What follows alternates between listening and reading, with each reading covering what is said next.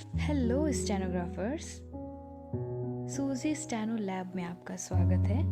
मैं हूं आपकी ओरेटर सूजी और आज मैं आपके लिए 90 वर्ड्स पर मिनट का डिक्टेशन लेके आई हूं। तो चलिए वीडियो स्टार्ट करते हैं।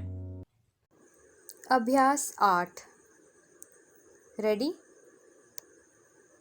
स्टार्ट। महोदय, आज हमारे देश की दशा सभी देख रहे हैं।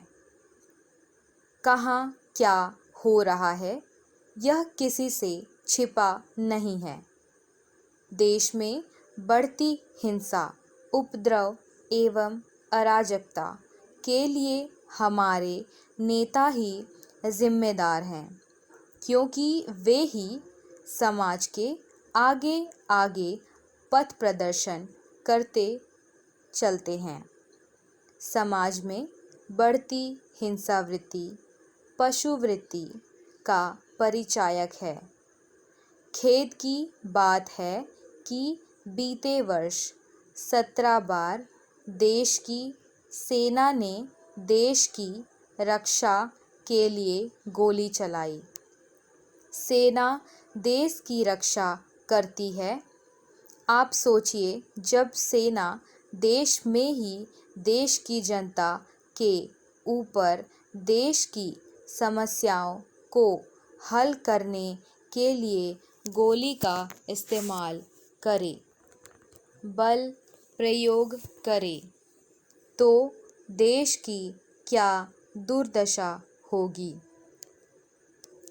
जब जब हमारे देश में क्षेत्रवाद पनपा है, तब तब उस क्षेत्रीय दल को हमारे पड़ोस से सहायता दी गई और गृह युद्ध की स्थिति निर्मित करने में पूरा प्रयास किया गया। यह बात अलग है कि हमारे देश की जनता ने दुश्मन के भाव को समझकर समस्या का निदान देश में ही कर लिया और दुश्मन को मुंह की खानी पड़ी।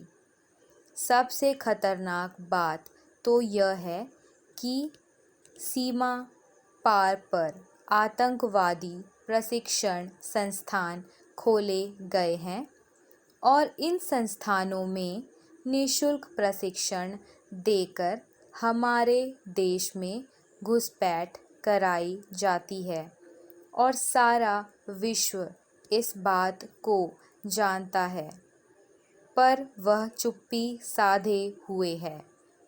अगर यह सिलसिला चलता रहा और देश की रक्षा में कमी की रफ्तार इसी तरह से बढ़ती गई, तो एक दिन दूर नहीं है जब इस देश का दिवाला निकल जाएगा।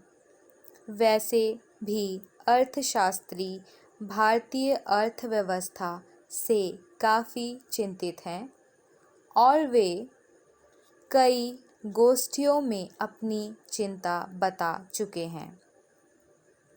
हाल ही में आर्थिक राजधानी मुंबई में आयोजित अर्थशास्त्रियों ने रुपए की घटती कीमत से गहरी चिंता जताई है और चेतावनी भी दी है कि अगर इसकी कीमत घटने से रोकने का प्रयास नहीं किया गया तो देश को गंभीर खामियाजा भुगतना पड़ेगा। Stop. So this is it for today, and if you like my video then do like us and also share and subscribe to my channel. Bye bye.